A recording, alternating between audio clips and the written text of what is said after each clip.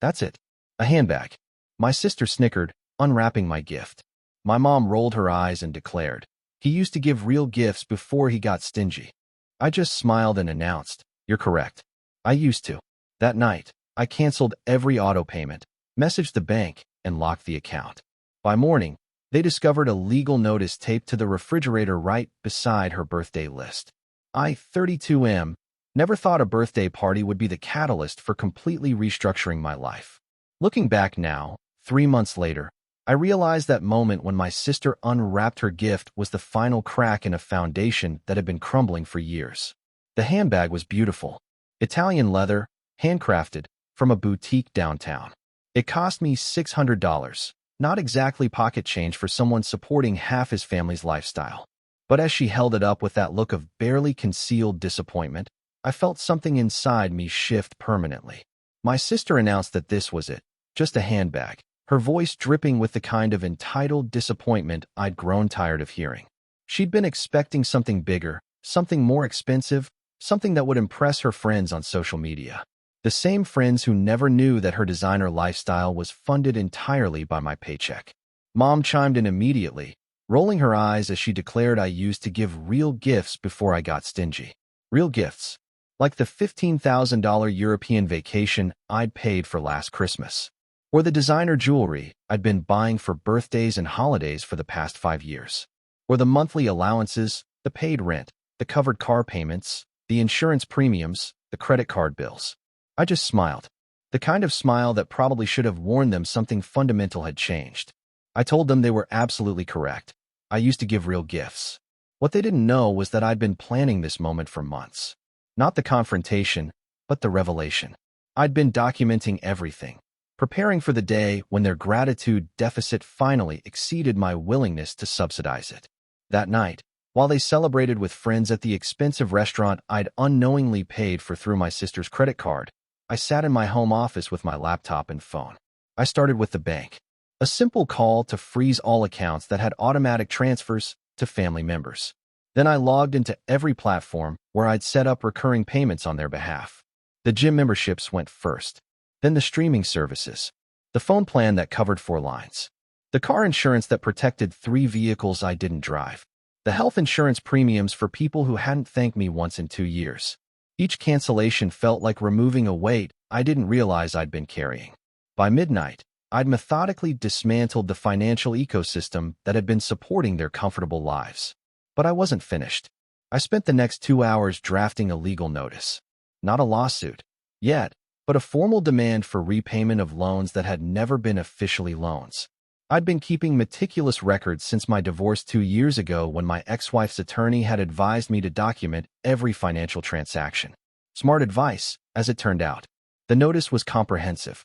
Every gift over $200 from the past 3 years, reclassified as loans due to consistent patterns of financial expectation and entitlement.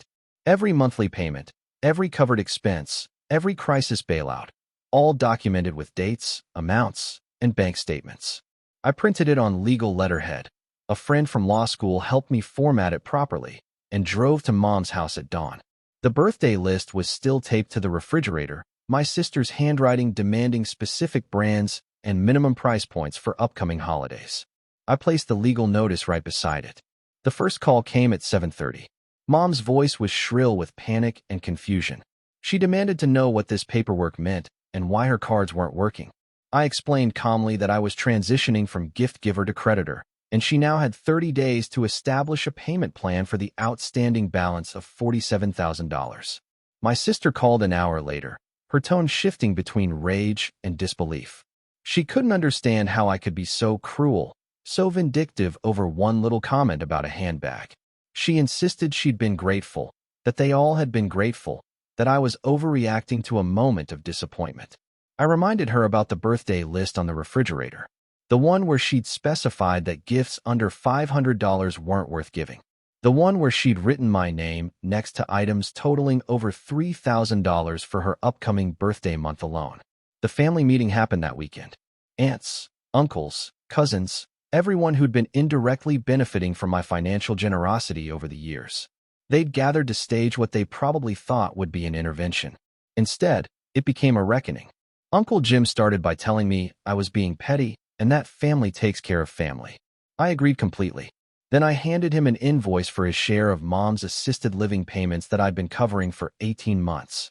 He'd been telling everyone how proud he was of contributing to her care, but the only contribution he'd made was letting me pay his portion. Cousin Sarah tried the emotional approach, reminding me how close our family had always been, how we'd always supported each other through difficult times.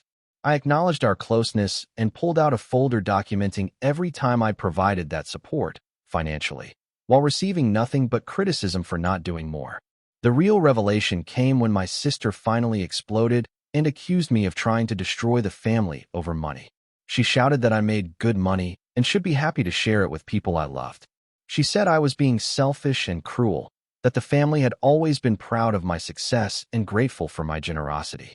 I asked her to name one time in the past year when anyone had expressed gratitude without immediately following it with a request for something else. The silence was profound. Then I asked them to calculate how much money they thought I'd given to family members in the past 3 years. Their estimates ranged from $5,000 to $15,000. I showed them the real number, $93,000. Cash gifts, paid bills, covered emergencies, subsidized lifestyles, and absorbed debts. Mom started crying, insisting she'd never asked for so much, that she'd never realized the total. I reminded her about the conversation 6 months ago when she'd complained that I wasn't contributing enough to family expenses and suggested I needed to step up like a real man. Update 1. The legal notice had a 45-day response deadline. On day 30, I received a call from a mediator my family had hired. They wanted to negotiate a settlement that would allow everyone to move forward without destroying family relationships. The mediator explained that my family was prepared to acknowledge they'd taken advantage of my generosity and were willing to make token payments toward the outstanding balance. In exchange, they hoped I'd consider resuming some level of financial support, perhaps at a more sustainable level. I thanked the mediator and declined. I explained that the issue wasn't sustainable levels of support, it was sustainable levels of respect. The handbag comment wasn't about ingratitude, it was about entitlement. They hadn't just expected my money. They'd expected increasingly expensive demonstrations of my affection, and they'd felt comfortable criticizing me when those demonstrations fell short of their expectations. On day 40, my sister called directly. Her tone had changed completely. She apologized sincerely for the birthday comment and admitted she'd become spoiled and entitled. She said she understood why I was upset and wanted to make things right between us. I appreciated the apology, but told her the damage was deeper than one comment. I'd been enabling a family dynamic where my worth was measured by my financial contributions, and they'd all participated in reinforcing that dynamic. The legal action wasn't about punishment. It was about establishing new boundaries. Day 45 came and went without payment or formal response. On day 46, I filed the lawsuit. Update 2. The lawsuit created exactly the family crisis I'd expected. Suddenly, relatives who hadn't spoken to me in years were calling to express disappointment in my choices. People who'd benefited indirectly from my family subsidies were reaching out to explain why I was destroying something precious over money. But something interesting happened during those conversations. When I started detailing specific instances of financial exploitation, several family members shared their own stories. Turns out, I wasn't the only one who'd been systematically supporting Mom and my sister's lifestyle expectations. My cousin Mike admitted he'd been avoiding family gatherings for 2 years because he couldn't afford to keep up with the gift expectations and constant requests for loans. My aunt revealed that she'd been stressed about finances since she started covering various family expenses that used to be shared responsibilities. We realized that Mom and my sister had been playing family members against each other, creating competitive generosity while never contributing substantially themselves. I wasn't the family's primary supporter. I was just the most successful mark in a long-running con. The revelation changed everything.